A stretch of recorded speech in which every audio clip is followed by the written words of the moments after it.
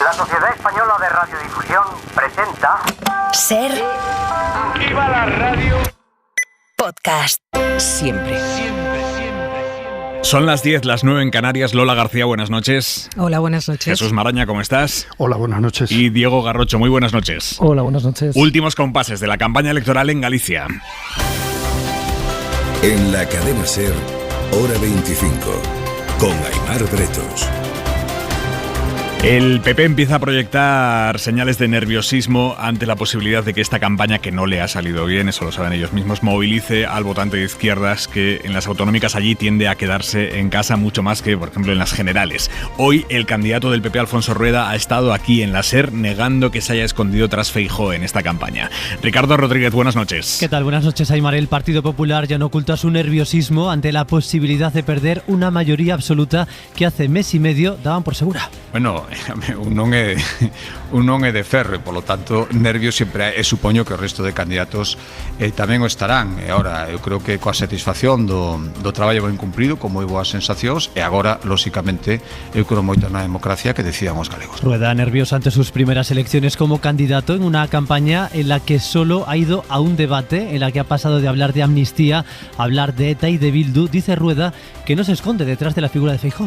Eu que di a oposición de esquerdas, probablemente porque non lle debe gustar moito que eu apareza, pero estou aparecendo moito, que estén tranquilos en iso, porque eu non me escondo en absoluto. Sei que o din, probablemente porque lles molesta a miña presencia. La caravana de Rueda, que ocupa un segundo plano ante un Feijóo sobre el que el propio Partido Popular pone los focos. Por cierto, a Rueda le hemos preguntado qué hará si pierde, si seguirá al frente del Partido Popular de Galicia, y esta es su respuesta. Mire, cando cheguemos a ese río cruzaremos esa ponte, pero estoy seguro que ímola cruzar con a mayoría. Una mayoría que a día de hoy está en el aire, y mar un escenario muy ajustado con el que el Partido Popular no contaba cuando adelantaron las elecciones. Esta tarde hemos asistido, ya sí, a un desembarco nacional absoluto en esta campaña, en los últimos estertores de esta campaña gallega. Pedro Sánchez compartiendo mitin con el socialista Gómez Besteiro. Rueda se ha llevado a Isabel Díaz Ayuso a Vigo esta noche. Ricardo. Sí, los socialistas van con todo en este final de campaña. Pedro Sánchez ha estado hoy en A Coruña, pide una movilización similar al 23J.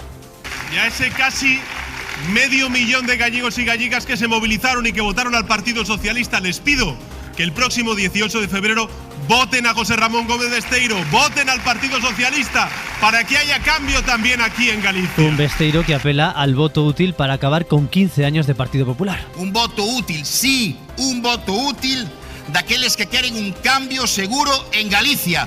Un voto útil para cambiar Galicia. Mientras en el Partido Popular, Ayuso irrumpe la campaña gallega al rescate de Rueda, y lo ha hecho desde Vigo alentando al voto al miedo a la izquierda. Esto es, según Ayuso, lo que traerán el PSOE y el Bloque a Galicia si gobiernan. Un cóctel con estos ingredientes: comunismo de base para apropiarse de la propiedad y el trabajo ajeno, que les encanta vivir de los demás, con una dosis de terror para infundir miedo e imponerse por la vía fácil. Bien aderezado con el nacionalismo para construir falsas identidades y decidir quién es buen y mal gallego. Y unas gotas de socialismo para repartir pobreza y superioridad moral, que se les da de fábula. El Partido Popular empeñado en vincular al BNG con Bildu, con ETA. Entre tanto, la candidata nacionalista Ana Pontón sigue con su campaña de la ilusión en busca de un cambio que ve imparable. Pero eu non quero facer historia por min, eu quero facer historia por todas e para todas, por todas e para todas. Pontón, que apela al voto femenino para convertirse en la primera presidenta de Galicia. Mañana, Aimar, último día de campaña con el desembarco definitivo. Gracias, Richie. Le está cambiando esta campaña a Feijóo. Esta noche en Betanzos, el presidente del PP ha sacado su perfil más socialdemócrata. Nuestro proyecto no es acabar con los ricos, sino acabar con la pobreza. Y cuantos más ricos y cuanto más impuestos paguen los ricos, más podremos acabar con la pobreza. Eso es lo que tenemos que hacer y no lo contrario. Ya verás tú, cuando Feijóo se entere que sus presidentes autonómicos tienen bonificados o anulados los impuestos que sirven para que los ricos aporten más a las arcas públicas. Hora 25.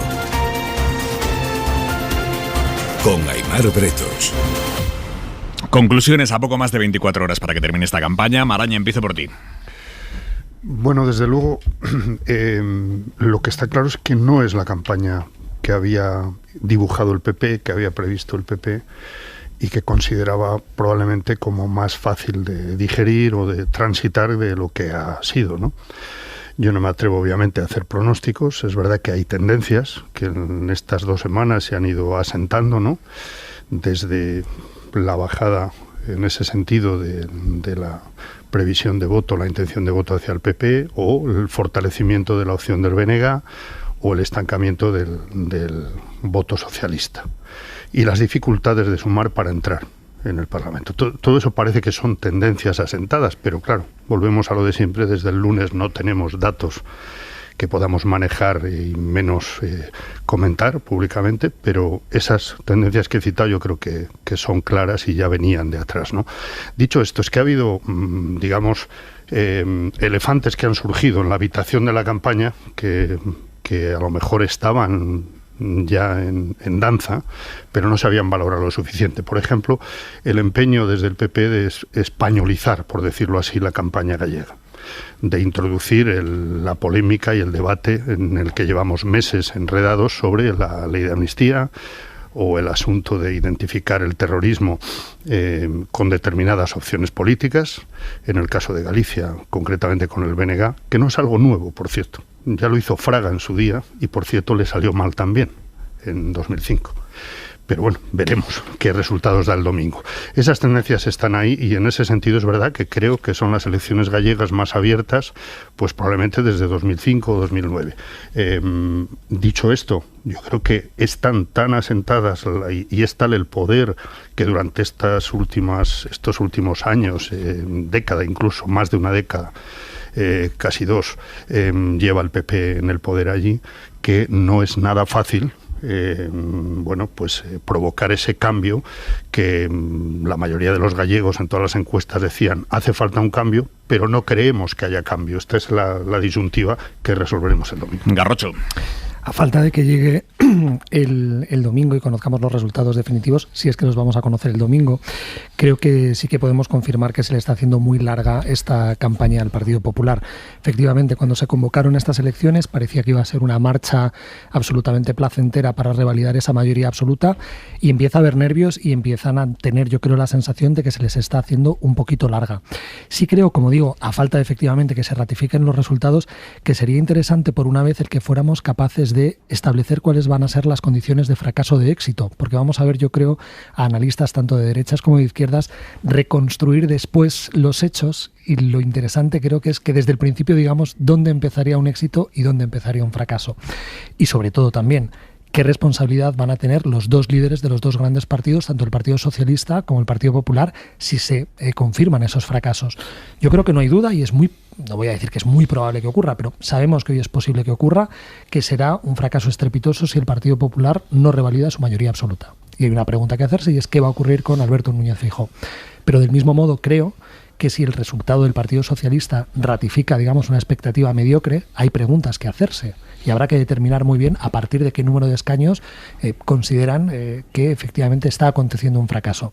Entonces a mí me interesa mucho que estableciéramos, ya digo, ex ante cuál es el límite entre el fracaso y el éxito, porque luego vamos a ver siempre la reconstrucción después de los hechos. Creo que el fenómeno fundamental está siendo la activación, digamos, del BNG, la concentración de un voto útil en el bloque nacionalista, y la movilización del voto femenino y del voto más joven. De modo que yo sí creo que nos movemos en un escenario, digamos, donde por primera vez en mucho tiempo las elecciones gallegas además van a determinar algo más que el gobierno de una comunidad autónoma, sino que se pone en juego, yo me atrevería a decir, que el propio modelo territorial. Lola García. Bueno, yo destacaría básicamente dos cosas. Una es, efectivamente, si esta españolización de la campaña y el hecho, de hecho, la campaña, las elecciones se adelantaron, yo creo que para aprovechar el impulso que el Partido Popular creía que tendría con el tema de la amnistía, si eso funciona o no funciona, o si los gallegos detectan, incluso los gallegos del Partido Popular, que se quiere un poco hacer del PP gallego una extensión al servicio del PP de Génova, ¿no? Como ocurre en el caso de Cataluña, que siempre ha ocurrido así, y ahora hay una especie de rebelión para que eso no suceda. Vamos a ver si eso funciona o no. Y después el otro asunto que no se está comentando mucho, pero que a mí me parece también que tiene su importancia, que es que el BNG, que todas las encuestas indican una tendencia al alza, yo creo que está ganando un tipo de campaña muy impositivo. Es decir, la campaña del BNG está siendo una campaña muy de temas sociales, muy optimista, muy de confianza en el futuro, y estamos acostumbrados a campañas del miedo, ¿no? Y no lo digo solamente por la derecha o la extrema derecha, ¿no? Que sí, que el miedo a los independentistas, el miedo al final de España, la democracia, la libertad, en fin, todas estas cosas, sino también incluso a veces por el Partido Socialista, ¿no? Que habla de ojo que viene la ultraderecha, cuidado que viene... todo, siempre estas campañas basadas en un peligro externo, en un enemigo, y yo creo que si ocurre finalmente que hay un cambio, va a ser precisamente por un impulso de una opción que está planteando una campaña absolutamente diferente y muy, muy en positivo. Bueno, y sobre todo, digamos, pegada a lo que debe ser la política en su esencia, ¿no? Que es pegada al terreno, pegada a la gente y apostando a medio largo plazo, que es, yo creo, lo que ha hecho Ana Pontón y lo que ha hecho el BNG en estos últimos años, ¿no? Apostar por alguien que en su momento no ni era reconocida, ni englobaba o atraía a las distintas almas, digamos, que conformaban el bloque, ¿no? Y sin embargo, a base de estar allí, de estar en el día a día, en el pueblo a pueblo, etcétera, etcétera, bueno, pues se ha confirmado, veremos hasta qué punto se solidifica eso en resultados en las urnas, pero todo indica que puede tener una... Déjame que salude a una persona que debe estar echando humo con estas loas a la campaña del BNG, José Ramón Gómez Besteiro. Buenas noches.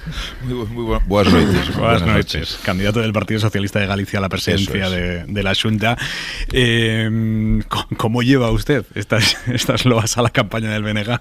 Bueno, yo lo llevo de forma muy positiva. Yo creo que además las campañas deben ser eso, ¿no? Muy positivas. Así la planteamos también en el Partido Socialista, creyendo claramente en el futuro, pues con una revisión de lo que fueron los 15 años del Partido Popular, pero sobre todo con una apuesta decidida en ese futuro, y ese futuro que los socialistas vemos como de más empleo, de más derechos, después de 15 años de recortes por parte del Partido Popular, y sobre todo de más ambición de país. Y esa es la Galicia que estamos referenciando desde el Partido Socialista para el futuro. Y esa es la que apelamos en esta campaña, ¿no? Una Galicia mejor, donde efectivamente deje de perder oportunidades, y una Galicia además que apueste claramente por no estar en el furgón de cola, sino estar en los primeros vagones, cerca de la locomotora para los próximos años. Y eso es lo que estamos proponiendo durante estos 15 días, y yo creo que además va a tener y se va a abrir paso en ese cambio que se nota en Galicia. Yo creo que sí, porque la gente va a optar además pensando en hacer un cambio seguro, un cambio de pasar página, pero realmente para agarrar ese futuro lleno de oportunidades que los socialistas planteamos, porque es lo que estamos haciendo además en España y en Europa, y ese protagonismo de Galicia. Yo creo además que van a optar por ese cambio seguro, solvente, con experiencia y sobre todo sabiendo lo que hay que hacer en los próximos años. Si tan mal lo ha hecho el PP en estos 15 años y ha llevado a Galicia al furgón de cola, ¿por qué los gallegos no ven, no parecen ver en el Partido Socialista una alternativa real? Eso nos dice la intención de voto que conocíamos hasta hace 3 días. Bueno, pero al final, fíjese, el pasado 23 de julio hacíamos las mismas valoraciones antes de las elecciones. Era en Galicia también una mayoría absolutísima del Partido Popular. Por cierto, el Bloque Nacionalista Gallego iba a tener también grupo parlamentario. Bueno, al final la realidad se dirigió en otro sentido, ¿no? A ese voto del 23 de julio es a lo que apelamos también los socialistas, de hagámoslo otra vez. Y eso es posible, frenar esa involución de la derecha y mirar hacia el futuro de una forma absolutamente positiva, propositiva, una Galicia mejor. En definitiva, eso ha pasado el 23 de julio y a ese espíritu también estamos apelando ahora los socialistas gallegos. Si los números dan, ¿habrá gobierno BNG Partido Socialista? Bueno, nadie va a poder parar el cambio, ¿eh? Y yo confío que ese cambio sea un cambio de progreso y un cambio seguro y solvente, pero nadie va a poder parar el cambio. ¿Sería vicepresidente de Ana Pontón? Bueno, eso tendremos que hablar el 19 de febrero, cuando el 18 decidan los gallegos y gallegas. No nos anticipemos, dejemos a los gallegos y las gallegas que decidan cómo quieren ese cambio, qué importancia le dan al Partido Socialista en ese cambio, y en todo caso, hoy las urnas no están llenas, estarán el 18 de febrero y veremos esos resultados. Yo tengo confianza plena, además, en la sentencia en el dictamen que den los gallegos y gallegas el próximo 18 de febrero. Se lo pregunto de otra manera. ¿Por qué debería un gallego votarle a usted y no a Ana Pontón? Un gallego que quiera ese cambio del que usted me habla. Si espera tener una Galicia abierta, una Galicia protagonista fuera de Galicia, con peso en España, con peso en Europa, una Galicia que se abra, no se cierre en sí misma, una Galicia que camine no hacia la inercia del Partido Popular, pero también sin un rumbo diferenciado, y sobre todo un gallego que aspira a que otro gallego dirija la Xunta de Galicia y traiga las manos llenas de proyectos, de inversiones, de ambición de país, debería votar al Partido Socialista sin lugar a dudas. ¿Le ha faltado tiempo para poder explicar su proyecto a los gallegos? Bueno, no, la verdad es que uno no puede hacer una revisión de lo que pasó en el tiempo. Es verdad que soy candidato desde hace 3 meses, pero eso no quita para que la impronta del Partido Socialista en Galicia, que es lo que yo represento, más allá del tiempo, pues efectivamente lo que pesa en Galicia es la impronta del Partido Socialista. Piense, hoy Pedro Sánchez, hacíamos un recopilatorio de la potencia del Partido Socialista en los últimos 5 años, en sus transferencias de dinero y de inversiones a Galicia. Un 31% más del gobierno de Pedro Sánchez frente al anterior gobierno, los mismos tiempos, 5 años de Mariano Rajoy. Bueno, pues ese compromiso con Galicia del Partido Socialista, ese compromiso a todos los niveles, no solamente a nivel de transferencias, de fondos europeos, de implicación en el desarrollo de las infraestructuras. Estos últimos 5 años han sido muy buenos para Galicia, de la mano de un gobierno socialista, y esos años pueden continuar, y fruto de una conexión, una coordinación de las políticas entre 2 administraciones que pueden rendir muy buenos beneficios a Galicia, que tanto lo necesita. Y implica además la necesidad de poner fin ya a esos periodos en los que se pierden oportunidades, de poner palos en las ruedas a los proyectos comunes que afectan a Galicia. En definitivamente, pasar página de esa política de los últimos años del Partido Popular, que no ha sido nada buena para Galicia. Usted... concretamente en la sanidad, ¿qué sería lo primero que hiciera en caso de que llegara a la presidencia de la Xunta? Bueno, primero fíjese, situar el problema sanitario como un problema de primer orden, y la solución evidentemente pasa primero por una modificación de las inversiones que están haciendo. Durante los últimos años ha habido una desinversión en la sanidad pública en favor de la sanidad privada en Galicia. Es una forma de actuar del Partido Popular, es el modus operandi en relación con los servicios públicos. Por tanto, revisar esa política, inversión directa sobre la sanidad pública. Segundo, organizar mejor toda la sanidad pública gallega, en especial la atención primaria, y planificar mejor también. Por tanto, un plan de choque directo hacia la sanidad pública, especialmente la atención primaria, que es la que más se ha resentido durante los últimos años de un proceso de falta de inversión, de desatención. En definitiva, la necesidad de que ahora hagamos un verdadero rescate de la sanidad pública aquí en Galicia. ¿Qué le dicen los gallegos cuando habla sobre la ley de amnistía? Pues fíjese que yo creo que me hablan poco, y eso significa que les preocupa poco. Y yo creo que los gallegos, cuando hablan de más crecimiento, de necesidad de más empleos, de la lucha contra la despoblación, hablan de cómo rescatamos estos derechos públicos, por cierto, no solamente la sanidad, sino todos los servicios de dependencia, la atención a los mayores, la educación pública, la vivienda pública. Es de lo que hablan los gallegos. Yo creo que de la amnistía hablan poco. Yo creo que es que no le dan... Cada uno puede, y yo lo entiendo además, que haya gallegos y gallegas que no comparten esa decisión y otros que sí, pero en todo caso... ¿Y usted la comparte? Bueno, evidentemente no solo la comparto, sino que voté a favor de en que, el Congreso, efectivamente. Totalmente, sí, usted yo está comparto. Plenamente de acuerdo con que hay que aprobar esa Sí, amnistía. totalmente. Yo creo que ahora, a la vista además, bueno, y fíjese la última vuelta de tuerca del Partido Popular, una vez más la mentira, ¿no? Mientras se estaba produciendo una crispación constante en toda España, con manifestaciones, con tumultos en las calles, bueno, pues con unas manifestaciones en contra totalmente de este planteamiento, pues ahora resulta que nos enteramos de que efectivamente el Partido Popular andaba a otra cosa, ¿no?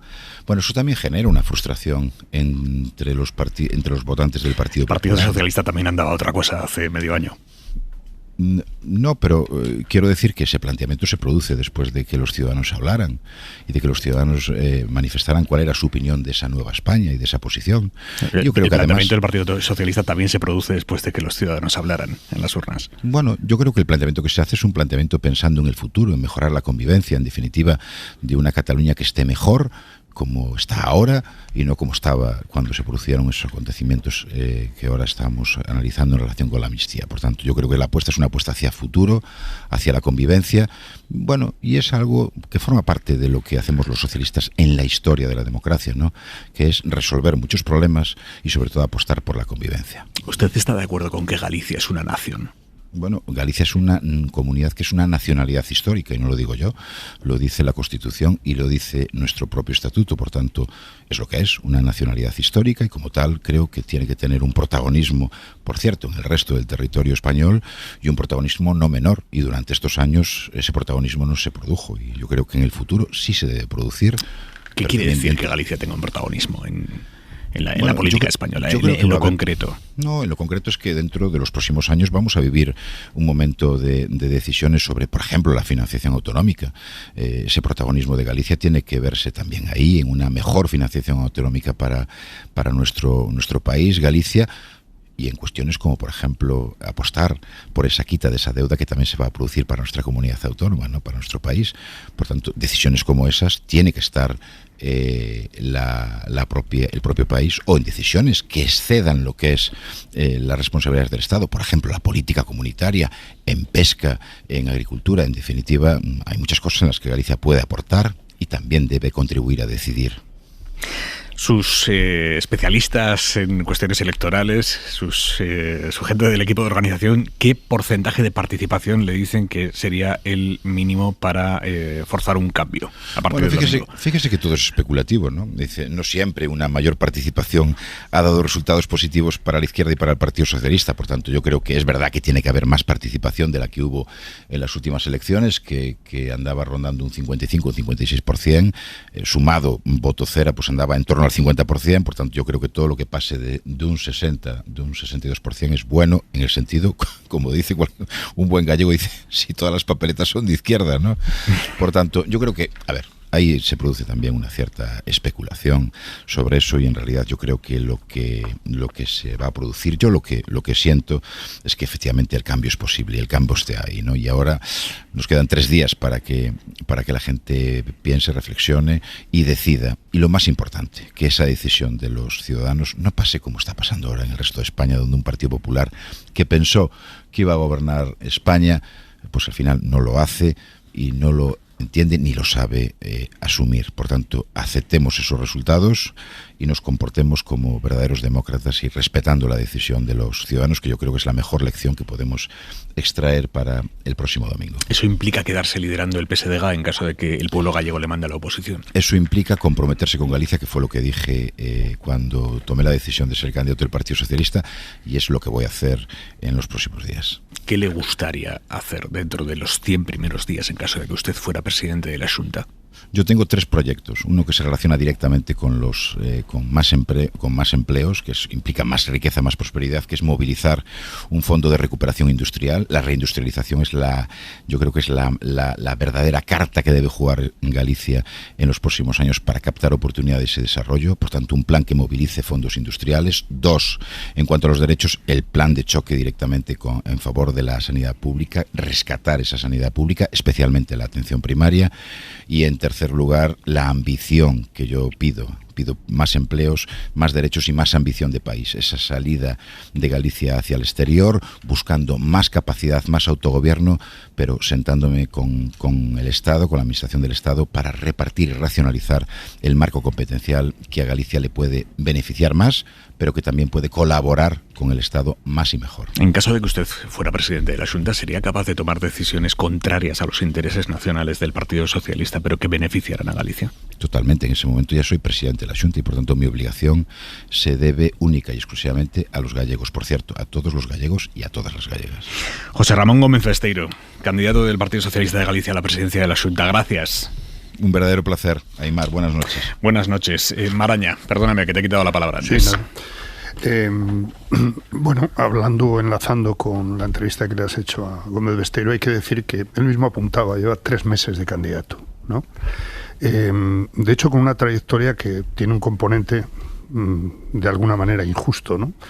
Porque dejó de ser la referencia en el PSDG porque sufrió una serie de acusaciones que se demostraron luego falsas, y ha vuelto, digamos, a recuperar la posición política porque se demostraron falsas, ¿no?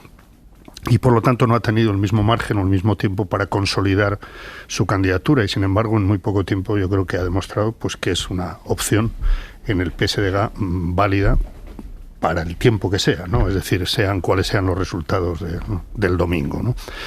Se ha españolizado también mucho en ese sentido la campaña del PSDG, porque es verdad que desde el primer momento, como se pronosticaba y así ha sido, que la campaña desarrollada por el PP iba a estar en términos estatales, en términos de política nacional, de la amnistía, Cataluña, etcétera, etcétera.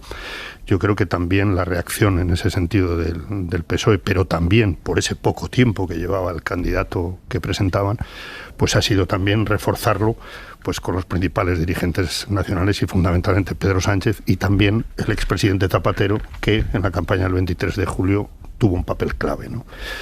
Bueno, yo creo que la pregunta por la que has empezado, me parece que la respuesta es clara y se percibió en el debate de anoche, ¿no? Entre los dos candidatos de BNG y de PSDG, porque la silla vacía, aunque no se viera físicamente, fue básica y veremos. Habrá que analizarlo con perspectiva si tiene o no tiene un coste determinado para el PP, para Rueda, el no haber estado en el debate de ayer. Pero en ese debate yo creo que quedó claro, además quedó plasmado, que es evidente que habrá un gobierno bloque PSDG si los números dan para eso, y tiene toda la lógica, ¿no? En términos de que es bastante, digamos, sencillo y factible que puedan pactar un programa político común, ¿no? Diego. A mí me sigue llamando la atención la naturalidad con la que se ha acogido dentro del Partido Socialista el que la opción va a ser que ellos sean tercera fuerza política.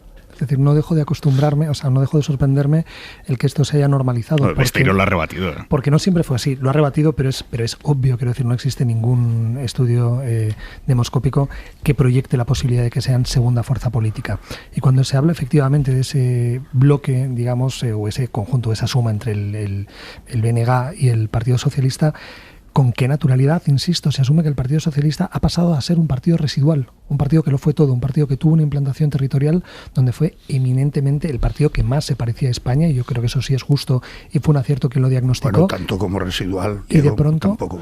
Bueno, yo creo que cuando estamos hablando de horquillas en torno a los 12 escaños, claramente es residual, quiero decir, o sea, no son las cifras que le pertenecían. Y luego me ha llamado también mucho la atención el adverbio cuando se le ha preguntado por la amnistía y le has preguntado, ¿estás a favor de la amnistía?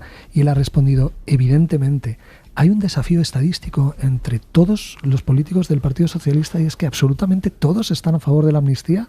Es decir, es un reto, es un desafío estadístico importante, porque aquí hay dos opciones. O bien es cierto que efectivamente ha habido una conversión súbita de absolutamente todos los políticos del Partido Socialista, o no hay libertad en el Partido Socialista para poder expresar un disenso.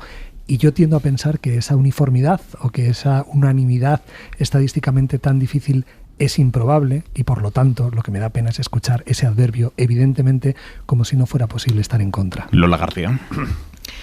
Bueno, yo creo que el carácter residual que pueda tener, según los resultados que haya el domingo, el PSOE en Galicia, se produce en una comunidad, pues eso, con una fuerte identidad nacional o nacionalista, como se produce también en Cataluña cuando se refiere al Partido Popular, o en el País Vasco también, ¿no? En el caso del Partido Popular. Quiero decir que yo creo que también hay otra lectura de todo lo que pueda ocurrir el domingo, que es que desde luego si hay una mayoría absoluta del Partido Popular, pues las lecturas digamos se acaban aquí, son las mismas que ya tenemos, pero si hubiera un vuelco también afectan a la dinámica de bloques que se ha construido en el Congreso. Es decir, bueno, el Partido Socialista, aunque pueda ser residual en una comunidad como Galicia, puede tener opciones de pacto con varios partidos, con los cuales también tiene opciones de pacto en el Congreso de los Diputados. El Partido Socialista en Cataluña, que durante el procés casi se convirtió en residual y le ha dado la vuelta al marcador absolutamente, puede tener opciones de pacto con algunos de los partidos, que el Partido Socialista tiene opciones de pacto en Madrid. Quiero decir, se está configurando esos dos bloques que tenemos en el Congreso se pueden reproducir en otras comunidades, o al revés, o se van alimentando. Es decir, el problema para el Partido Popular es cómo romper eso. Cómo romper eso para entrar también en una dinámica de poder pactar más allá de Vox, ¿no? Y eso se va refrendando en cada elección, lo estamos viendo. Jesús. Yo añadiría un aspecto más, que es el que es clave en cualquier tipo de elección, que es el de las expectativas, ¿no? No olvidemos que estas elecciones son anticipadas, y las anticipa el PP. Y las anticipa porque cree que es una oportunidad para reforzar su mayoría absoluta. Gracias a la amnistía. Exactamente. Y llevando como eje de discurso la polémica de la amnistía. Yo ya no solo digo si perdiera la mayoría absoluta y por lo tanto el gobierno de Galicia, sino si el resultado fuera muy, muy ajustado, como han pronosticado hasta el día en que la ley nos impide ya conocer los sondeos. Si es muy, muy ajustada esa horquilla, me parece que es un mal resultado para la estrategia general del PP y de Feijóo, porque no podemos olvidar el contexto en el que se produce este anticipo, el debate nacional en el que estamos, la conversación pública, lo que estamos viendo todas las semanas en el Congreso de los Diputados y en los tribunales. Entonces, creo que esa lectura hay que hacerla. Sí, estando España al borde del precipicio, no se consigue rentabilizar eso por parte de quien lo denuncia, ¿no? Claro. Sí, yo en eso estoy absolutamente de acuerdo, y creo que además hay que fijarlo, como decía antes, desde el principio. Es decir, si el Partido Popular no revalida su mayoría absoluta, creo que efectivamente alguien tiene que rendir cuentas. Y lo que no podemos asumir es que la rendición de cuentas es exactamente igual con un buen resultado o con un mal resultado. Hoy, déjame y te devuelvo la palabra ahora mismo, pero en esta clave, hoy ha sucedido algo de enorme relevancia en el espacio político mediático conservador, y es que José Antonio Zarzalejos, una persona muy querida por los oyentes de la SER, muy respetada en ese ámbito ideológico mediático, hoy ha dado un paso que ninguna voz relevante de ese espacio había dejado por escrito claramente hasta ahora, y es que a 3 días de las elecciones Zarzalejos ha escrito en El Confidencial un artículo que dice abiertamente: Feijóo está en el alambre, si la derecha democrática española gripa, hay que meter el vehículo popular en la ITV. Sin mantener la posición gallega, el actual piloto del PP no estaría en condiciones de seguir circulando. Tiene una relevancia enorme que alguien como Zarzalejos diga esto. Enorme, ¿no? Y además yo creo, de nuevo, que podemos hacer un juicio formal, es decir, que sin pensar en la pegatina o sin pensar en las siglas, tenemos que entender que los políticos deben rendir cuentas sobre sus políticas públicas y, desde luego, sobre sus resultados electorales. Y en este sentido yo creo que el pacto democrático tiene que ser el exigir el que esto ocurra en todos los partidos, y que las decisiones orgánicas no pueden ser las mismas si revalida el gobierno con mayoría absoluta del Partido Popular que si no ocurre. Y si no ocurre, efectivamente, el señor Núñez Feijóo tendrá un problema. Pero si sí lo consigue y efectivamente el Partido Socialista acaba efectivamente perpetuándose en ese margen que yo señalaba, y creo que verdaderamente es residual, sí creo que empieza a cronificarse un problema, porque no ocurre solo en Galicia, ocurre también en Madrid. Y es una opción, y esto supongo que tendrán que ser los militantes y los votantes del Partido Socialista, si se encuentran cómodos efectivamente con esa nueva realidad, donde ya no simplemente van a establecer pactos con otras fuerzas políticas, con algunas con las que decían que jamás lo harían, y es decir, ahí hay una transformación. Lo que no podemos aspirar es a considerar que se mantiene exactamente la misma esencia o el mismo ADN político haciendo una cosa y su contrario. Tiene que haber una mutación y un cambio para que eso ocurra, y tendrán que ser los militantes del Partido Socialista quienes decidan si es rentable o no. Pero señalo que no se trata simplemente de que el Partido Socialista esté empezando a pactar con fuerzas políticas como Bildu, que señalaron que jamás lo harían, sino que están empezando a ser la muleta y la apoyatura, es decir, están empezando a ser la parte frágil de esas coaliciones. Y yo creo que, de nuevo, que ese escenario es distinto a su contrario, y que si el Partido Socialista finalmente se encuentra con un resultado tan modesto en Galicia, pues yo creo que sí que se ha jugado muy bien con las expectativas para dar por sentado ese fracaso. Pero insisto, tendrán que ser los militantes del Partido Socialista si se conforman con ese nuevo PSOE, que es distinto de lo que fue. Maraña. A ver, yo no veo ningún punto de conexión o de comparación entre el paisaje político de Galicia y el de Madrid, en ese sentido, ¿no? Salvo que consideremos el empuje que puede tener una especie de nacionalismo en el Partido Popular que protagoniza Ayuso, ¿no? Pero el factor que apuntaba antes Lola yo creo que es clave, ¿no? Lo que sí significa, en la hipótesis de que se cumplan esos pronósticos demoscópicos y el dúo de gobierno de cambio sea el BNG primero y el PSDG después, me parece que tiene un valor también en términos de un análisis de un Estado que tiene una pluralidad, o si queremos llamarlo plurinacionalidad, que está en la asunción de lo que ocurrió el 23 de julio y lo que viene dibujándose, yo diría que desde hace más tiempo, ¿no? Y en ese sentido, el Partido Socialista le toca jugar un papel, de alguna manera, de, bueno, pues desde el Estado, desde el poder del Estado, y un poder muy repartido en el Congreso de los Diputados, muy fraccionado, le toca entender esa realidad, que es lo que creo que está implícito también en toda la apuesta que ha hecho respecto a Cataluña, la amnistía y demás, ¿no? Al margen de las contradicciones, de los cambios de posición, de lo que se quiera. Pero el objetivo a largo plazo, si finalmente se cumple, es entender una realidad que también tiene el componente nacionalista en Galicia. Y esto es, oiga, se puede llamar residual o no residual, o ya veremos con el tiempo lo que alcanza una posición u otra, pero desde luego lo que no se puede negar es que hay una realidad catalana, vasca, gallega, que desde mi punto de vista tiene sentido que un partido socialista federalista, por tradición, intente asumir esa realidad y de alguna manera pilotarla si tiene los resultados que tuvo el 23 de julio, por ejemplo, ¿no? Dos detalles. En las últimas elecciones, el voto nacionalista en el Congreso de los Diputados descendió. Es decir, que la importancia del voto periférico y nacionalista ha descendido. Y la realidad de España, sobre todo la realidad histórica y de las nacionalidades históricas en España, es la que es desde hace mucho tiempo. Y yo creo que hay una cosa muy clara. Antes el Partido Socialista capitaneaba esa sensibilidad, y ahora está perdiendo en varios territorios. Y de nuevo, yo digo... Bueno, eso está por ver. En Cataluña no ocurrió eso, ¿no? En las últimas elecciones autonómicas, y veremos lo que ocurre en la siguiente, ¿no? En Cataluña no, pero por eso yo creo que podemos formular de nuevo, de una manera casi a priori, en cuántos territorios tiene que acabar convirtiéndose el Partido Socialista en la muleta minoritaria para que asuma que tiene un problema. No sé si es 1, 2 o 15, pero creo que esa es una pregunta legítima.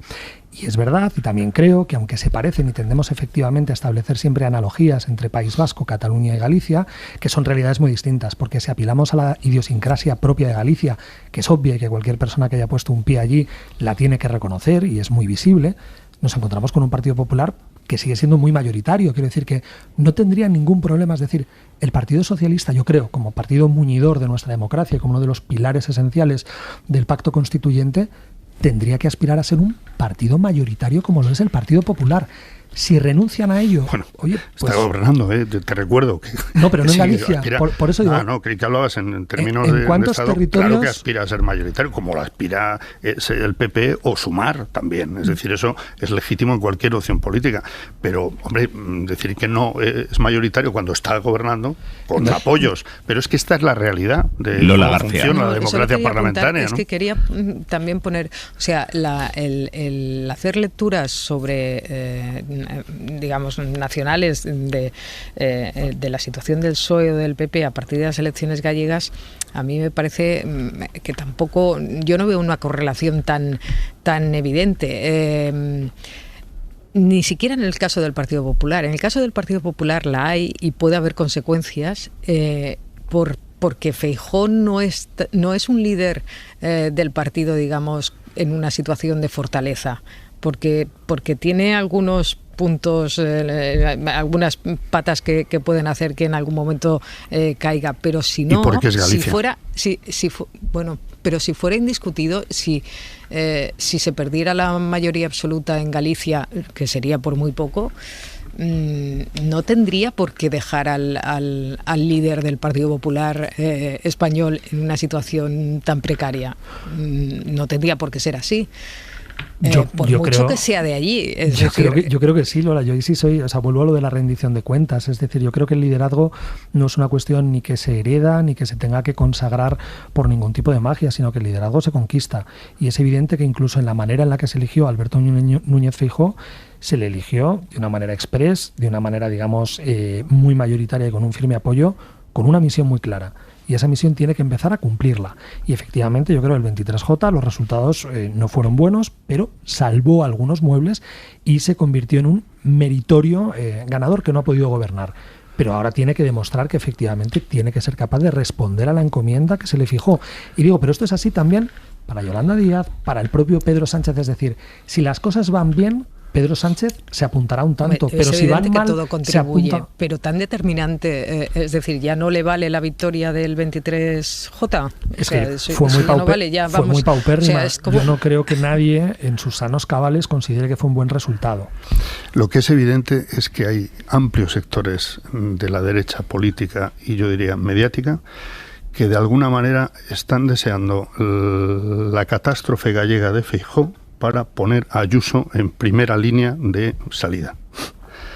Me parece que eso es así, porque, a ver, lo que apunta Lola, yo creo que sí tiene peso el factor de que es Galicia, de que Feijóo llegó aquí desde la presidencia de la autonomía gallega con mayorías absolutas, etcétera. Pero dicho esto, es verdad que tal como han ido las cosas y tal como se vendió el resultado desde el PP, y desde sus entornos, del 23J, de la lista más votada, del verdadero triunfador, etcétera, etcétera, hasta el punto de incluso de deslegitimar la gobernabilidad de PSOE y sus socios, pues efectivamente no debería ser un factor, digamos, desencadenante directamente de la sustitución de Feijóo. Pero desde luego sí se percibe que hay ganas de que ocurra. Es decir, o que hay ganas o que ahí inmediatamente están todos los resortes preparados para decir, bueno, ¿y cuáles son las opciones? Bueno, supongo que podría producirse un pulso, Moreno Bonilla, Ayuso, puede haber algún otro candidato, pero digo, hay sectores que claramente están apostando ya por esa opción. Lola. Pues no sé, yo creo que dentro de estas metas volantes en las que se ha convertido la política, ¿no?, que vas pasando rápidamente una detrás de otra, seguramente si eso se produjera habría que esperar a las europeas, ¿no? Pero también me parece un poco, en fin, un poco absurdo, porque las europeas también tienen otras claves y tienen otras... A mí lo que sí me parece que estaría en discusión es la estrategia. Es la estrategia, estoy de acuerdo en eso, totalmente. O sea, es considerar que el tema de la amnistía, el tema del terrorismo, tiene que seguir siendo el eje del discurso del Partido Popular. Y yo creo que Feijóo incluso tiene otras ideas al respecto, pero no es capaz, no tiene la fortaleza de intentar imponerlas.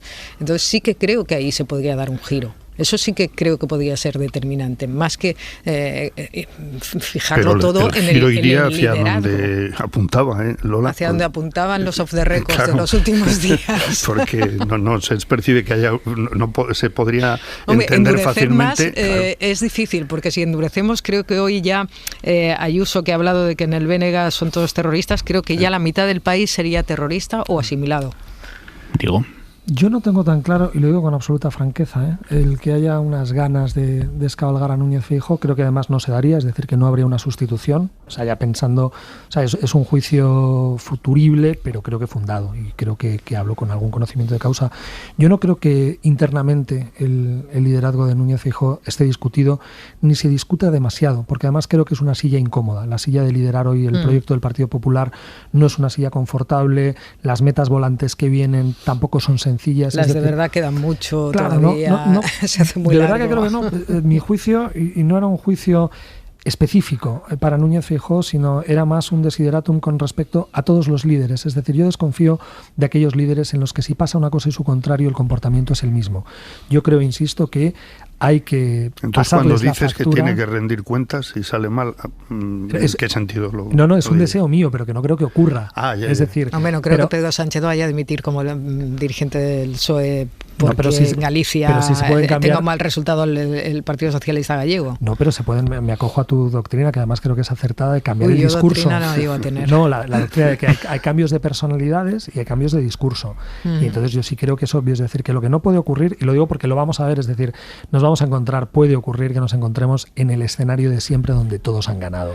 Y a mí eso me parece de verdad que es muy sedentario. Lo que pasa es que, Diego, si cambiase la doctrina, es decir, si ocurriera que el BNG tiene un muy buen resultado, como apuntan muchas encuestas, entonces tampoco, o sea, significaría que una buena parte de la población también avala la amnistía, porque el BNG también está a favor de la amnistía. Sí, yo no estoy llevando, es decir, no lo estoy cifrando en una validación de la amnistía sí, la amnistía no.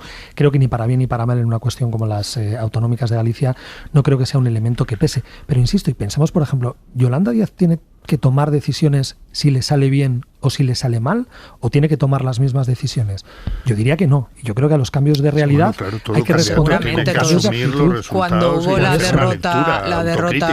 cuando hubo la derrota en Madrid por parte del Partido Socialista tan contundente, creo que algunas medidas sí que tomó Pedro Sánchez. Quiero decir, ahí se hizo un análisis de lo que había ocurrido y algunas cosas se cambiaron. Sánchez, por cierto, que en su mitin de última hora de hoy en A Coruña se ha referido así a esa posición cambiante de la dirección del PP sobre los indultos, al hecho de que el PP ahora se abra a hipotéticos indultos si hubiese arrepentimiento. Hoy nadie discute, y ahí están los hechos, que Cataluña está mucho mejor en el año 2024 que en el año 2017. Si hasta incluso lo reconoce Feijóo, aunque sea en privado, en una comida con periodistas. Hay que ver, hay que ver. Por la mañana negociando amnistías e indultos con los independentistas y por las tardes manifestándose en contra de esos independentistas y llamándoles terroristas. Lo malo es el odio que ha derramado durante estos últimos 5 meses en toda la población española. Porque lo que ha reconocido en privado es que esos insultos, esos asedios a las casas del pueblo, esas llamadas a tomar la calle, esos golpes de pecho, eran puro postureo. Hora 25.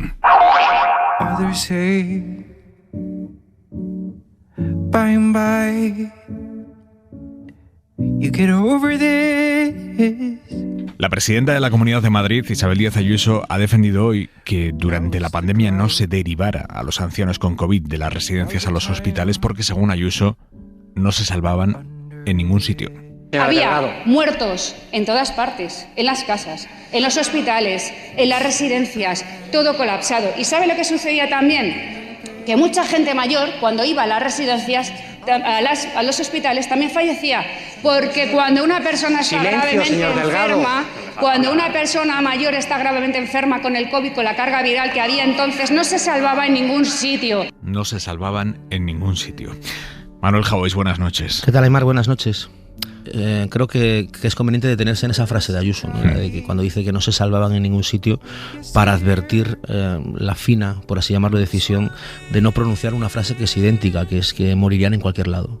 No es lo mismo que no salves tu vida que morir. Lo primero implica impotencia.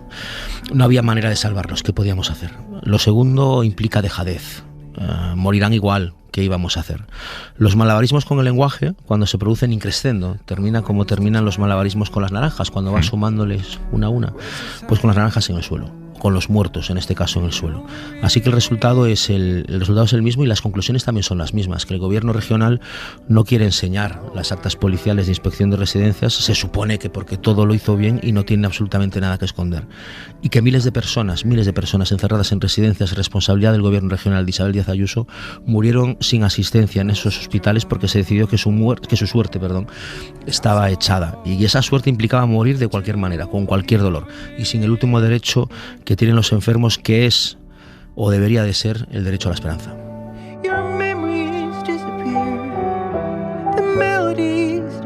Jauis, gracias. Vico, gracias.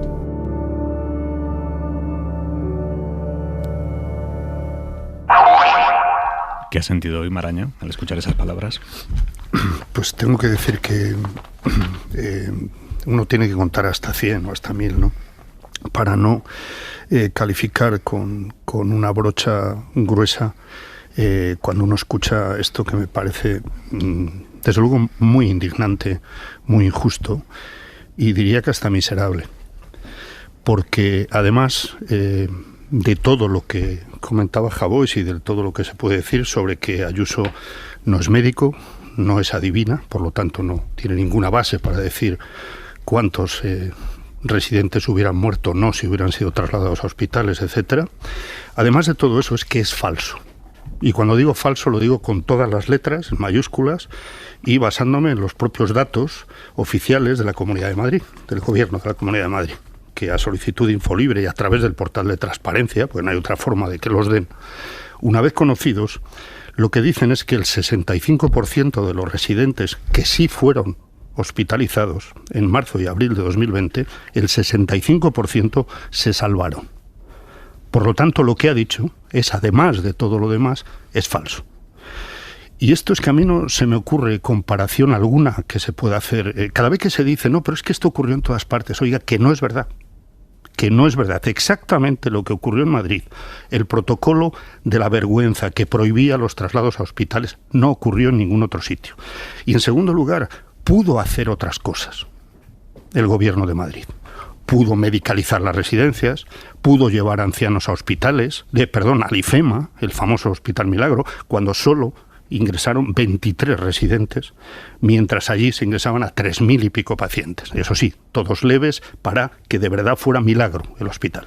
Pero podrían haberse trasladado a residentes a ser tratados allí. Hubo otras opciones, como las tuvieron los que sí pudieron ir a hospitales privados. Pudieron ingresar más en hospitales privados. No se tomó ninguna de esas decisiones. Y eso no se termina de asumir, y no se asume además, insisto, ofendiendo a las familiares de las víctimas que murieron en residencias y despreciando la realidad, los datos y el sentido común, solo por no asumir esa responsabilidad. Y por último, tomando incluso en la peor de las hipótesis lo que dice Isabel Díaz Ayuso, al menos deberían tener la dignidad de admitir que hospitalizándolo se habría garantizado una muerte digna, con la asistencia que merece cualquier ser humano. Y no ahogados en soledad. Eso es. Rocho. Yo creo que cuando hay víctimas mortales no es que haya que tomarlas o asumirlas como el objeto preferente de lo que se va a analizar, sino que hay que asumir que el análisis debe partir de ahí con toda la gravedad y con toda la seriedad. Señalado esto, yo sí creo, y lo digo con toda la honestidad, que no hay un solo político en España que haya obrado de manera negligente de forma voluntaria. Y lo quiero pensar. Estoy seguro de que hay personas que se pueden haber equivocado y a todos nos ha pasado. Yo a un nivel muy básico como vicedecano de investigación me tocó gestionar algunas cosas y seguro que me equivoqué. Pero en este caso sería sencillo diabolizar a Isabel Díaz Ayuso y yo he sido muy crítico en muchas ocasiones, creo que se ha explicado fatal, pero creo que este es un escenario y además lo conozco bien porque es un escenario que es un caso típico de análisis en clase de ética aplicada. Y es dificilísimo porque hay dos marcos de razonamiento moral que son divergentes, que son opuestos, pero que los dos tienen muy buenas razones para justificar una decisión u otra. El caso del colapso sanitario en Madrid es un caso donde uno se encuentra en una circunstancia donde sabe que no va a poder atender a todo el mundo que lo necesita. Podemos poner un ejemplo. Hay 50 pacientes y sabemos que solo podemos atender a 30. Desde un marco principalista donde alguien dijera hay que atender a todo el mundo, cuando no puedes atender a todo el mundo lo que haces es atender en orden de llegada. No discriminas y según van llegando tú efectivamente los atiendes. Pero hay otra opción y como digo, y esto no es simplemente algo que yo esté improvisando al hilo del caso de Madrid, sino que este es un caso típico de ética aplicada que se estudia en todas las escuelas donde se estudia ética. Pero hay otra pregunta posible y es, si solo puedes atender a 30, pregúntate si efectivamente tienes que atender a los 30 primeros que llegan o si tienes que establecer una distinción sobre las condiciones de viabilidad. Y antes Jesús ha dicho, hay un 65% de los provenientes que venían de residencias que efectivamente se salvaron. Pero hay una pregunta posible, ni siquiera digo que este sea el caso de la Comunidad de Madrid. Lo que digo es que si hay una tasa de éxito mayor y que si la consecuencia final es que la tasa de supervivencia puede ser mayor si se arbitra algún tipo de triaje, esa pregunta es una pregunta legítima. Porque he tenido la mayor. Es que el triaje no lo tiene que hacer la Comunidad de Madrid. Claro, el triaje lo decide la autoridad médica, para empezar.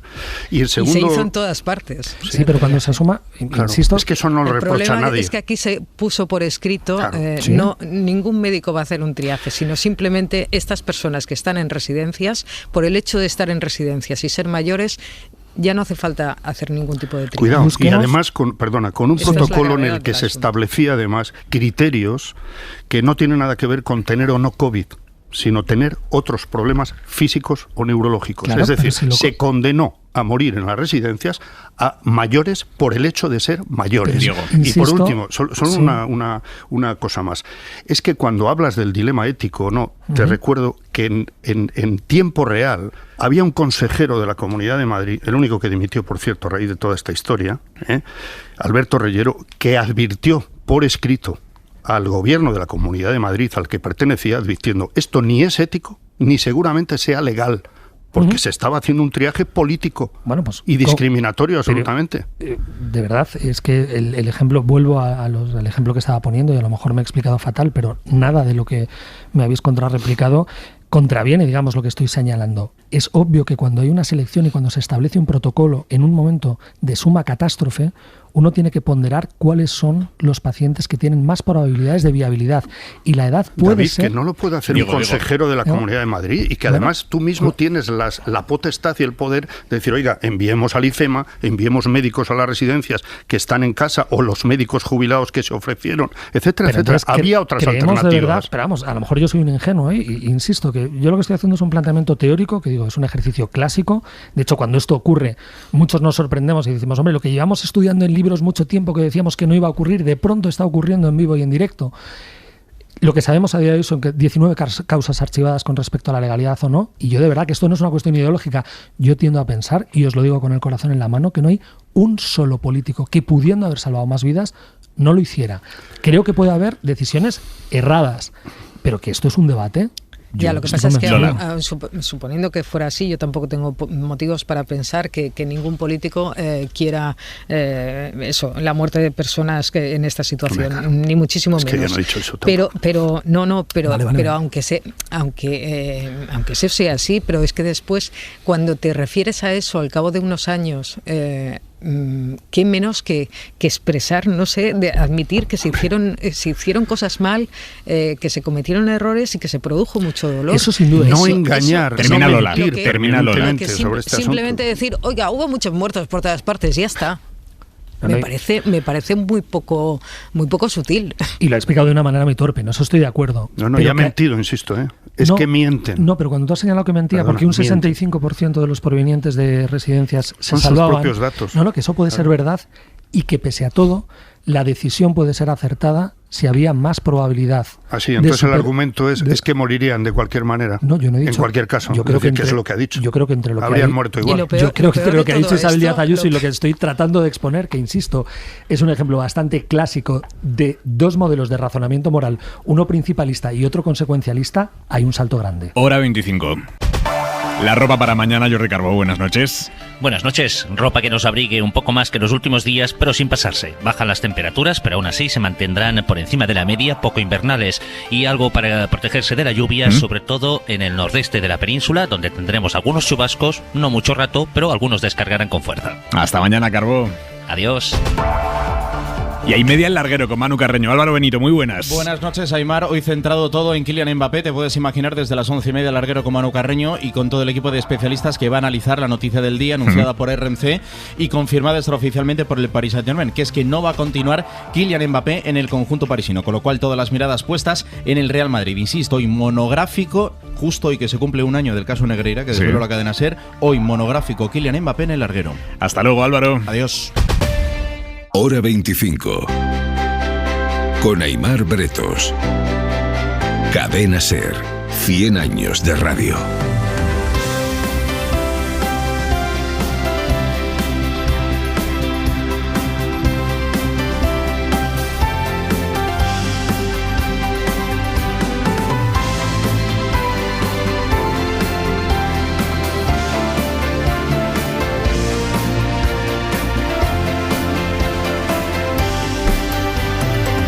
Ya saben que este año la radio cumple 100 años en España, la SER cumple 100 años y desde estos micrófonos vamos a ir celebrando este centenario con lo mejor que sabemos hacer, que es contar historias. Historias de radio, porque la radio no solo acompaña, la radio nos cuenta la vida. En la radio encontramos noticias que desconocíamos, experiencias compartidas ya sea en el barrio de al lado o en la otra punta del mundo y también voces que nos emocionan. Esta noche en Hora 25 les traemos una historia muy especial, porque para sus protagonistas, que son personas presas, ahora les cuento, para sus protagonistas la radio es el único motivo que les anima a diario para poder sobrellevar el día. Hemos entrado al Hospital Psiquiátrico Penitenciario de Sevilla para comprobar cómo la radio puede ser terapéutica, cómo hablar ante el micrófono y sentirse escuchado es fundamental para abordar un tratamiento de salud mental en personas con trastornos graves e incluso cómo la radio puede salvar una vida. Esto que van a escuchar es un trabajo del subdirector de Hora 25, Víctor Olazábal.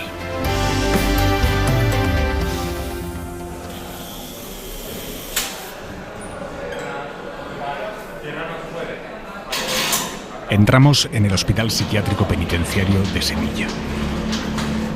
Es mediodía y el patio está lleno de internos. En este centro se les llama pacientes porque son personas con trastornos mentales, muchos de ellos muy graves, que han cometido delitos. Somos un centro donde se cumplen medidas de seguridad privativas de libertad porque se ha cometido algún tipo de delito, pero se ha cometido por la existencia de un trastorno mental grave y nuestra prioridad es el abordaje integral de ese trastorno mental grave. Fernando Ávila Hernández es el gerente del Hospital Psiquiátrico Penitenciario. A partir de ahí se trabajan otros aspectos que han podido influir en el delito o no, pero que favorecen una adecuada incorporación a la sociedad de estas personas. Entonces, en ese programa general de actividades tenemos que combinar lo que son intervenciones más de tipo clínico, ¿no?, que pueden desarrollar, por ejemplo, los psiquiatras del centro, que tienen el complemento necesario y perfecto del terapéutico, que va más allá de lo puramente que puede ser farmacológico, ¿no?, o más en ese sentido. Hay que trabajar con ellos todas las áreas que puedan estar afectadas o mermadas por su trastorno mental. Inmaculada Giraldez es la subdirectora de tratamiento. Entonces, eso es un conjunto de actividades rehabilitadoras cuyo fin es estabilizar primero clínicamente al paciente, que sería el primer paso, porque si no hay una estabilidad clínica va a ser muy difícil abordar otro tipo de necesidades, y a partir de ahí pues ir conociendo las necesidades que presenta cada uno de ellos, aquellos aspectos que han podido sufrir, ya te digo, alguna merma o algún daño, ¿no?, a raíz de la descompensación que han sufrido, y trabajar en ese sentido, trabajar en lo que es la conciencia de enfermedad, que cada uno de ellos conozca cuál es la enfermedad que padece, qué características tiene la enfermedad, porque muchos de ellos no saben, nadie les ha dicho en ningún momento qué es lo que les está pasando. Conocer la enfermedad es conocer los síntomas, cómo se manifiesta, cómo sé en qué momento puedo perder el control y necesito pedir ayuda. Eso es adquirir conciencia de enfermedad. Buenos días, Pedro. Buenos días.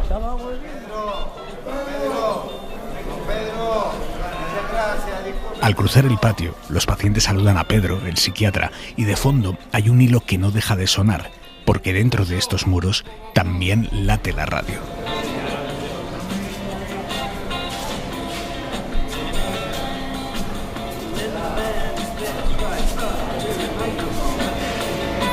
Se escucha Dire Straits desde los altavoces del patio, que están encendidos todo el día para romper el silencio que suele alargar las jornadas aquí dentro.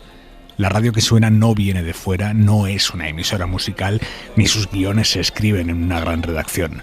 Lo que escuchan los internos del hospital psiquiátrico es una radio que conducen los propios pacientes. Sí. Así suena Onda Cerebral, 107.8 de la FM. Seguimos con la música. En breves momentos comenzamos nuestro programa Sultanes de los Cuentos, terapia con cuentos.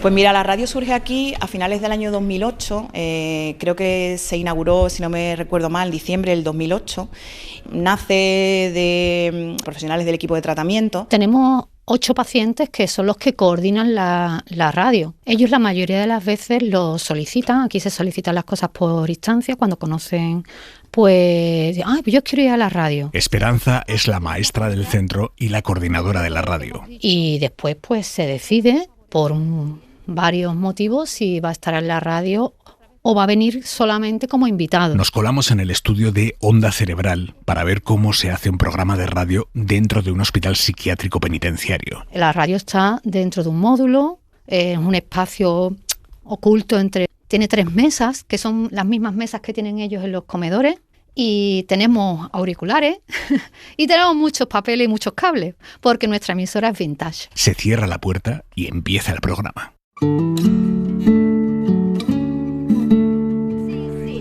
Bueno, pues aquí continuamos, como hemos avisado, un nuevo programa de Sultanes de los Cuentos, Terapia con Cuentos.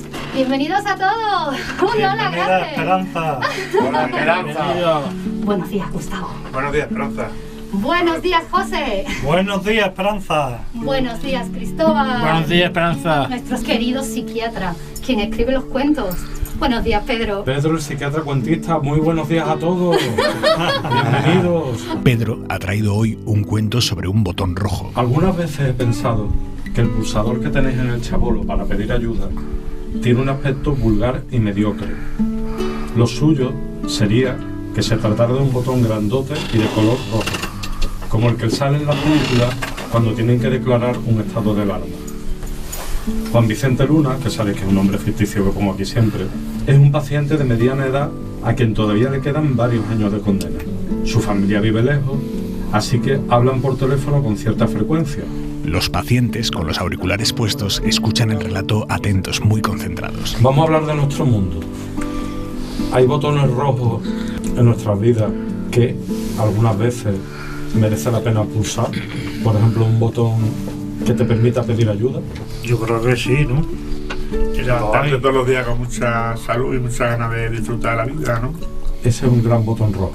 Cristóbal. El botón más importante que usar es el de pedir ayuda, puesto que es el que te puede salvar la vida incluso a ti mismo.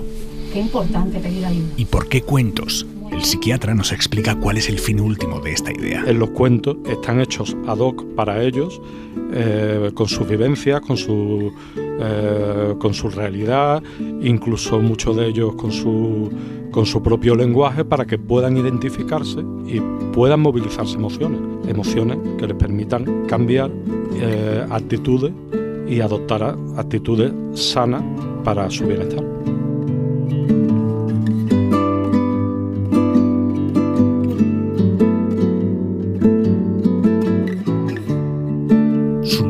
De los Cuentos es solo uno de los programas de la parrilla de Onda Cerebral. En total tienen en marcha 35. Tenemos una programación de lunes a domingo. Esa programación nace de una propuesta de ellos, pero también de propuestas nuestras, de los profesionales. Y todos consensuados en equipo hemos decidido qué hacemos, qué no hacemos.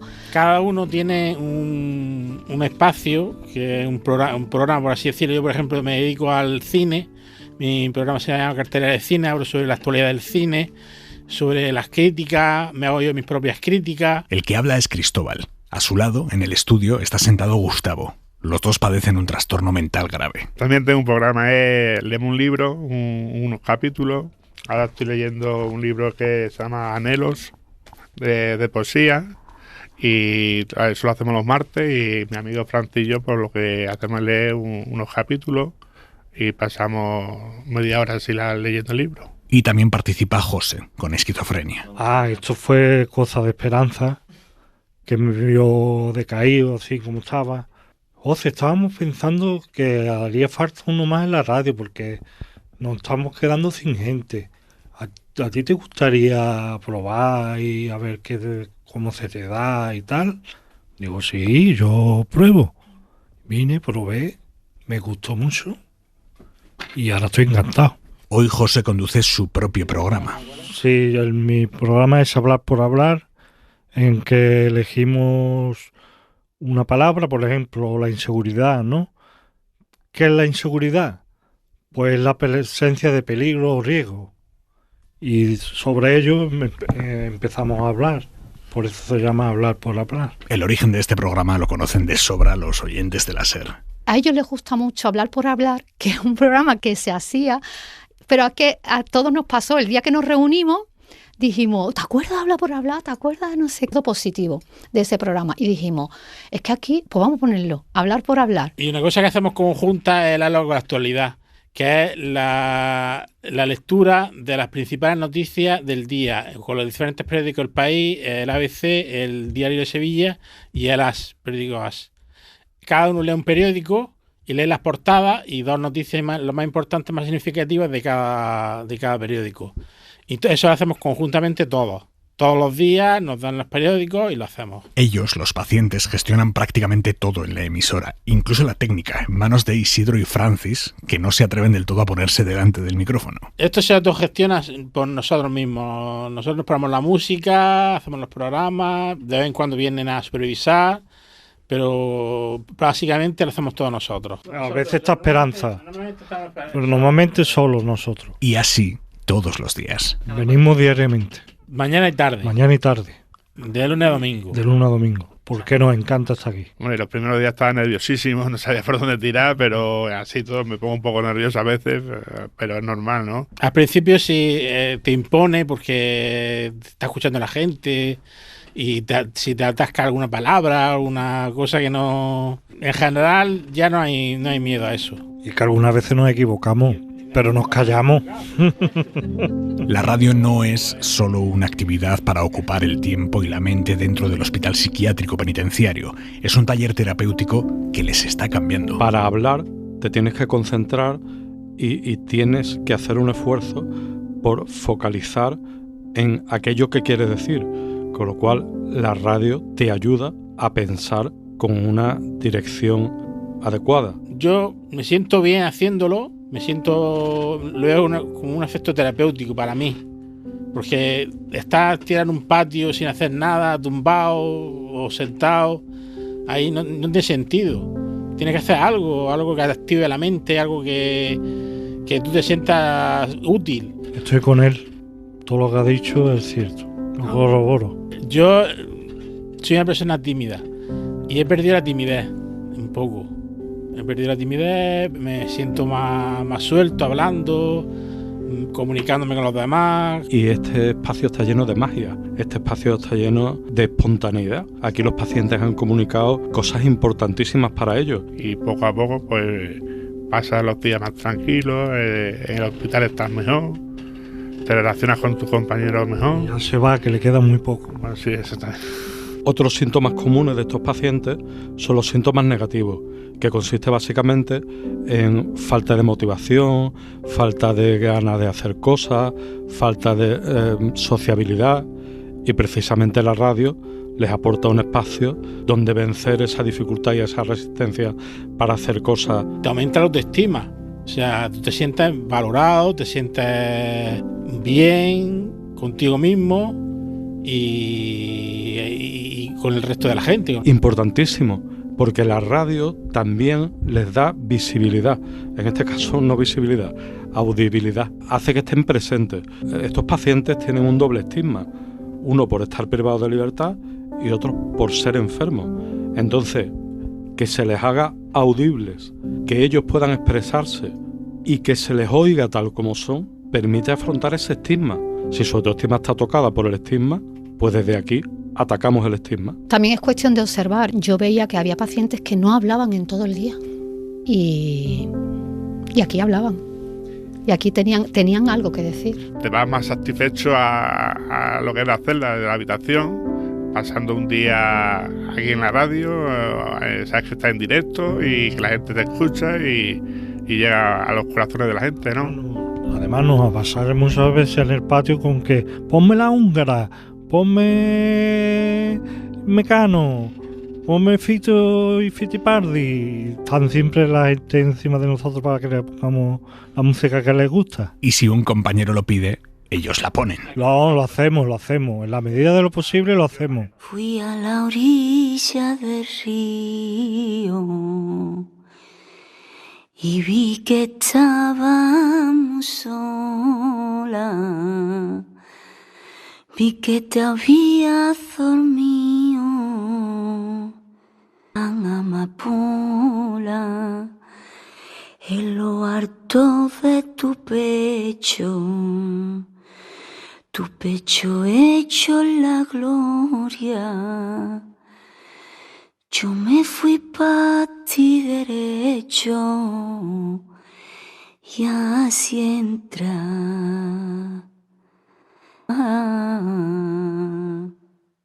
Y luego otros síntomas que tienen los pacientes son síntomas afectivos, y ahí es donde tratamos de comunicar emociones positivas que contrarresten pues, esos pensamientos negativos con los que se entran. A José, esta emisora le ha salvado la vida. Yo lo he pasado muy mal. Yo vine aquí con esquizofrenia, soy esquizofrénico, y yo vine aquí muy mal. Y empecé a descubrir que hay personas encantadoras que dan el callo todos los días que vienen aquí, que se levantan muy temprano, desde muy temprano están ahí para ayudarte, para apoyarte. Y a mí me han ayudado porque yo me quise quitar la vida y mira, por 2 segundos no me fui de este mundo. Y eso yo no lo olvido, ni lo olvidaré en mi vida. Las emociones son fundamentales.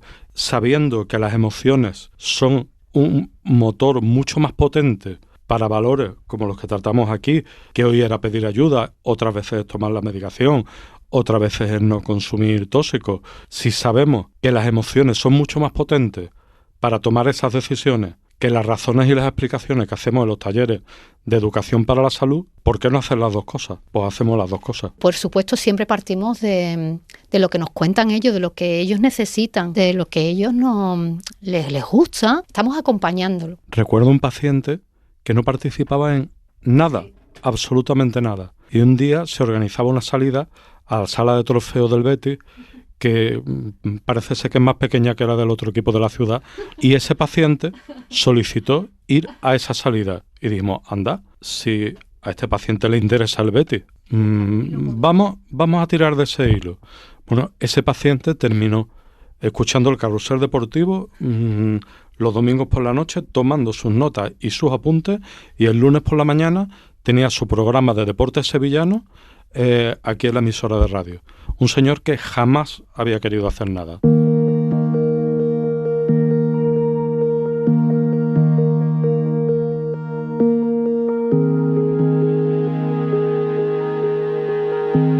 Y estamos recordando pacientes que salieron de aquí y no han vuelto, han seguido con su vida. La radio ha contribuido a su reinserción y a su rehabilitación, que es el fin para el cual los pacientes están aquí.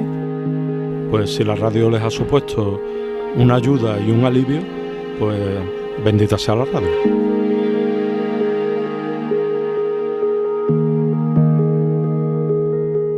Para los pacientes que no han salido todavía, para Cristóbal, José, Gustavo, la radio es lo que les ata a la vida. Tanto la radio que sacan adelante ellos mismos en estos estudios como la que escuchan en sus celdas. ¿Qué escucháis? Pues escuchamos, yo en concreto me gusta mucho el cine, escucho programas de cine, también deportes, la cadena SER, por supuesto. Yo, por ejemplo, por la mañana temprano, a las 5 o a las 6, si me despierto, escucho Radio María, que me gusta la oración, lo que hablan de la Biblia, por ejemplo. Somos radio, ¿cómo se dice? Radio fan. Seguirá habiendo radio dentro de 100 años. La seguirán escuchando y haciendo los Cristóbal, José y Gustavo del siglo que viene. Yo pienso que sí. Yo pienso que sí, porque es un medio que llega a todo el mundo. Aparte está ya en internet y toda la alta tecnología, pero la radio sigue estando ahí y se escucha a través de internet. Yo creo que la radio es tan nuestra que nunca puede desaparecer, porque nos comunicamos a través de ella, y si no había tal aparatito que nos hace informarnos de otra manera, ¿no? Las cartas, por ejemplo, no llegan a su sitio. Nosotros sí llegamos a la noticia hasta el rincón más lejano que haya en el planeta, y nos enteraremos poco a poco. Y yo creo que no desaparece. Nos vamos del Hospital Psiquiátrico Penitenciario, pero antes, otro paciente que vive pegado a su guitarra española nos cuenta uno de sus sueños. Está trabajando en una maqueta, tiene varios temas y piensa en que quizá un día pueda acabar sonando una canción suya en la radio, en la cadena SER. ¿Quién sabe si hoy puede ser ese día? Aunque yo siento el viento, tú siempre serás mi sueño. Y el cielo lo entiende así.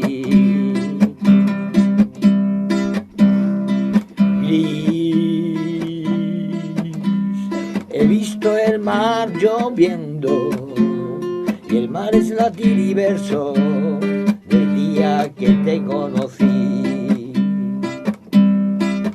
aunque hoy siento en la roca la fuerza de mi destino. Te amo a cada latido gris.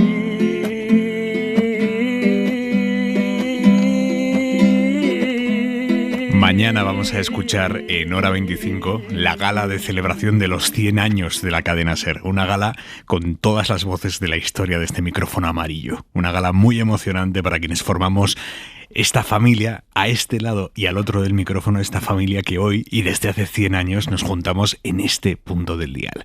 Mañana la escuchamos juntos en Hora 25 a las 10 de la noche, 9 en Canarias, después de la Cena de los Idiotes. Joaquín Estefanía. Radio España Independiente. Hoy se ha elaborado este Hora 25 desde una radio no comercial. En el centenario de la radio conviene recordar otras radios no comerciales que tuvieron importancia en la historia del país. Por ejemplo, Radio España Independiente, La Pirenaica, la emisora que durante más de 35 años mantuvo el Partido Comunista para dar aliento a sus militantes y simpatizantes. La Pirenaica se escuchaba malamente en onda corta, y allí se leían, por ejemplo, las cartas que enviaban los presos políticos para que al leerlas sus familiares supiesen que estaban vivos o en qué penal permanecían presos. Cuando llegó la democracia y la radio pública dejó de tener el monopolio de la información, La Pirenaica cerró. Entonces se supo que no emitía desde los Pirineos, pese al nombre, sino desde Bucarest, capital de Rumanía, y también se conoció el nombre verdadero de uno de sus redactores míticos, que hablaba con el seudónimo de Jordi Oriol. Nada menos que era Jordi Soler Tura, uno de los 7 padres de la Constitución y luego ministro de Cultura. Conviene no olvidar estas historias colectivas al lado de tantos testimonios personales que se han multiplicado estos días sobre lo que para cada uno ha supuesto la radio en sus vidas. Recordar a Soler Tura, del que este año se cumplen 15 de su muerte, y a la histórica Pirenaica. Punto y 25. Viva la radio, viva el audio y vivan nuestros oyentes queridos. Mañana más, descansen. Adiós. Hora 25, con Aimar Bretos. Cadena SER. 100 años de radio.